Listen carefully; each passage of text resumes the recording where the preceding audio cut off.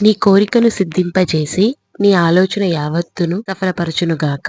కీర్తనలు 20వ అధ్యాయము 4వ వచనం. అమ్మోనీయులు, సిరియనులు యెరూషలేము మీదకి యుద్ధానికి వచ్చినప్పుడు యెహోవా దేవుడు మనకి విజయాన్ని ఇస్తారని యెరూషలేము ప్రజలు దావీదు తరపున చేస్తున్న ప్రార్థన, తరువాత దావీదు ప్రార్థన ఈ అధ్యాయంలో కనిపిస్తాయి. వారు అంటున్నారు కదా, యెహోవా రక్షించుము, మమ్మల్ని రక్షించు. ఎందుకంటే కొందరు రథముల్ని బట్టి, కొందరు గుర్రములను బట్టి అతిశయపడుతున్నారు తండ్రి. మేమైతే మా దేవుడవైన నిన్ను బట్టే అతిశయపడుతున్నాము. మాకు సహాయము నీవే తండ్రి. మాకు తెలుసు తండ్రి, మొర్ర పెట్టినప్పుడు నీవు ఉత్తరమిస్తావని. నీవు మా రాజుకు దావీదు కోరికను సిద్ధింపజేస్తావని మాకు తెలుసయ్యా అని జనులు యెహోవా దేవునికి ప్రార్థన చేస్తున్నారు. దావీదులా మనము తండ్రి హృదయానుసారులుగా ఉన్నప్పుడు ఆయన చిత్తమును, ఆయన మన ఎడల కలిగి ఉన్న ప్రణాళికలను మనము ఎరిగి ఉండి ఆయనతో కలిసి మన జీవితం సాగిస్తున్నప్పుడు దేవుడే మనతో అంటారు, ఈ కోరికను సిద్ధింపజేసి ఈ ఆలోచన యావత్తును సఫలపరుస్తాను. ఎందుకంటే నీవు నన్ను నమ్ముకున్నావు, నా చిత్తమును చేస్తున్నావు కాబట్టి.